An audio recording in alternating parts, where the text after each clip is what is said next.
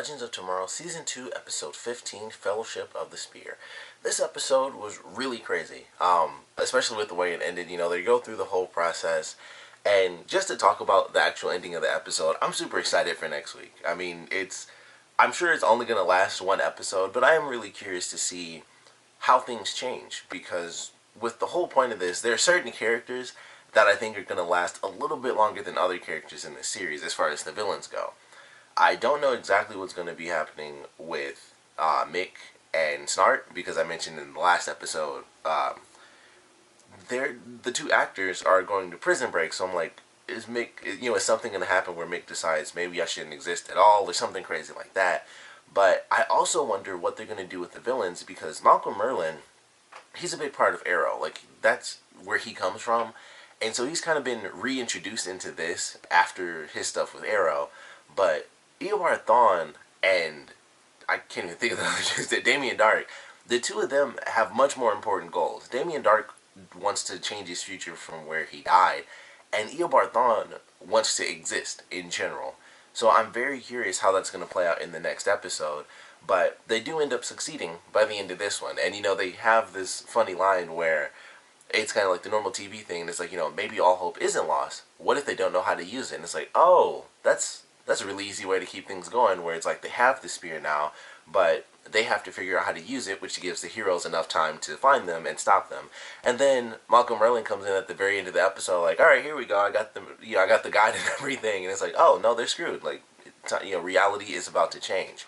So I'm very excited for this next episode because of where things just might end up for some of these characters, and when they change reality back. I assume it's going to be Mick that does it. Either him or is going to be Nate, because Nate seemed to be the first person that he went to as a historian. That's probably why he did it. So I'm very curious as to how that's supposed to play out in the next episode. But they touched on a lot of different things in this one, and I think they did a great job doing it, because we have, of course, the spear completely put together, and that leads to a couple of different moments where people have to decide, should we use the spear? Basically, should I use it, even though, like, the whole episode Rip is just like, this thing is far more powerful than anything we've ever experienced. And whether it's Amaya or Mick, it's like, it's just not good. Like, you can't use this thing without it taking over you. And it is very much a Lord of the Rings episode for sure, because not only do they get J.R.R., which I always thought it was just Tolkien, it's Tolkien, that's how you pronounce it. So they end up getting him. The spear also whispers to people and their desires and stuff like that. And of course they are, the Fellowship of the Spear for this one. But it was really good. I really enjoyed the way they went about it. It starts off, I think it was like 72 hours ahead, like basically at the end of the episode when they were at war. And it's like, there's still time. We can still use the spear and change the reality of this battle so that we can go out and actually get the blood of Christ, which they get it, and then it gets destroyed. So I don't know how that's supposed to play out. Maybe considering what Mick does in the next episode, we'll probably find out that as he was rewriting reality, well, I guess he wouldn't know that. He wouldn't know that the vial was broken. So it's really hard to say how that's going to play out as far as the blood of Christ and them needing it to actually destroy the spear.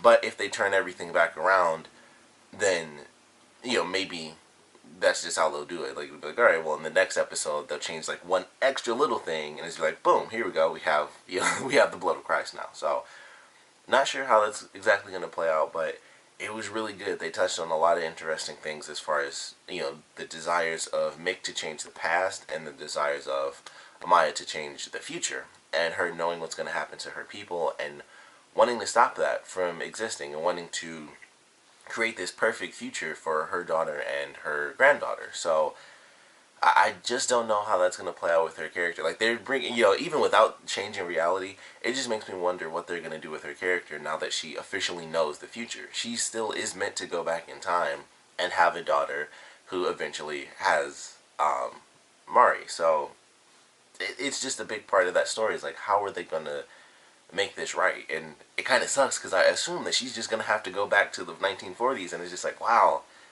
that's kind of sad, because she's going to know her own future and exactly what's going to happen. So it just makes me wonder how they're going to change things up for that.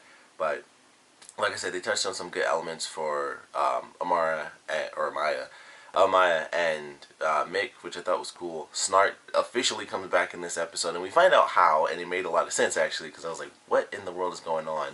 We see the vanishing point, which I mentioned as a theory as to why Snart may have come back. I was like, maybe he, it exploded, but somehow he actually survived outside of time. And so we see the vanishing point, but he wasn't there because of that. He was actually there because the Legion of Doom went to pick him up in the past, and they got him before he joined the Legends. And it was like, they tell him basically everything that happens, that he and Heatwave, it was like, you guys join the Legends, you sacrifice yourself, and he ends up joining these people as like a friend, sort of, because that's another big thing in the episode, whether or not he's truly a part of the team and he's really a friend that can be trusted, or if they kind of just deal with him as a part of the team. So it's very interesting. And so Snart is alive now. Don't know what that means as far as Snart being alive and how long we'll get to see him in the thing, because once again, prison break. So I don't know how long how long they're gonna be in the show still. But I thought that was very cool. I was like, okay, that's a cool way to do it. Of course, because Mick thought he was hallucinating, he tells the Legion of Doom learns like the entire plan. It's like, oh well, whoops, I thought he was fake. I thought it was hallucinating. So, they're screwed. They get beat up. The team, the villains win. Thawne comes in. He takes everybody out. And, of course, that's how the team ends up losing at the end of the episode. But it was cool. And I can't wait to see what we get in this next one. A lot of good traveling in this episode. I think they did a ton of traveling for being in such a short location, like in such a small distance.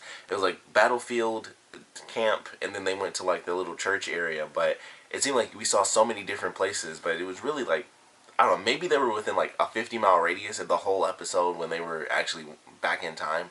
And it was just like, man, it felt like they just went so many different places, but for the most part, they were just in the same area. I mean, in the very beginning, of course, they went to the vanishing point, and that was really cool. We got to see Jax and Stein, or Firestorm.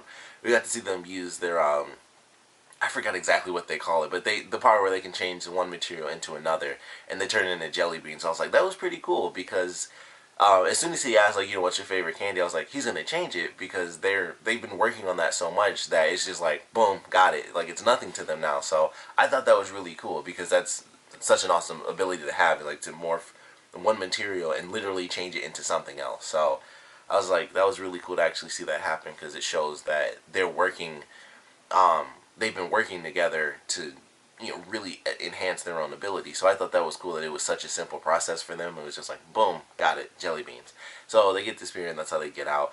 I love the line from Thawne where he was like, this can't be happening. Like, they're not smart enough for this to be happening. I thought that was just a really great line. So, it seems bad for the villains, but ultimately Mick decides to turn on the team, and all of reality is now going to be changed. And I can't wait to see what they do in the next episode. I mean, it seems like everyone's going to be sticking around, of course. So we have, it seems like Sarah and Amaya are going to end up being bodyguards for Damien Dark. At least that's how they cut it, to make it seem like they work for Damien Dark. So the two of them work for Damien Dark. Jax and Stein seem to be working together, and Jax is like the rich kid who is a super douchebag. So we'll see how that plays out. We don't see Ray, so I don't know what they're going to do with him. And then Nate seemed to still be, it seemed like he was still a philosopher, or not a philosopher, a historian, but I don't know. I mean, for whatever reason, Mick found him first, and he had like the weird hairstyle too. Like, I don't know what the deal was with that, but we'll see what happens in this next episode. I'm excited for it. I think they did a good job touching on some elements that are definitely going to come up later, because I'm pretty sure they're not done with the stuff for Maya, like her knowing her future. That's just a big deal. So I don't know where we're headed for her storyline, but they certainly touched on her wanting to change the past, and she really wanted to do it more than Mick did. Like, she had like 3 or 4 different times where she was kind of driven to want to use the spear and change everything, but ultimately for Mick it just came down to he's just kind of the bad guy. Like, he kind of just reverted back, and that was pretty much all there was to it. So I don't know what they're gonna do with that, especially when they change reality back. I'm curious to see what they do with Mick's characters. Like, you had the opportunity to change your past, and you did, but for whatever reason, he was driven to get the team back together and change reality back to the way it was, and kind of be a hero again. So very curious what they're going to do with this next episode. But of course, I want to know what you guys thought about this one. So please comment below. Let me know your favorite parts, your least favorite parts. And because, of course, we are going into a completely alternate reality, I would love to know what you guys are expecting to see. Like, how do you guys think the villains are going to end up changing reality to better suit their needs? Because for Eobard Thawne, all I can think of is like, boom, I don't have to die. I exist with, outside of the timeline now, and I get to survive because of that. I would think he would just jump straight to the future, like, alright, see ya, because he doesn't really care. He doesn't have any of those desires or needs. I wouldn't be surprised if he just wasn't even in the episode, because it's like, I don't, whatever. I'm going to the future, I'll take the spear with me, and then he leaves, and that's really all they'd have to do for it to happen. But of course, he's going to be in the show, and he's, for whatever reason, he's still going to stay in the past with the Legion of Doom. Like, we know that's going to happen, but realistically, I feel like he'd be like, alright, cool, I'm going back to my time period, bye, and he would leave. That just makes the most sense. But I'm curious how that's going to play out with him, and of course I want to know how you guys think it'll play out, and what the Legion of Doom is going to be doing with this alternate reality, and why you think they're going to be in these certain positions. And of course, want to know what you guys thought about this episode in general, so please comment below, let me know, and thanks for watching.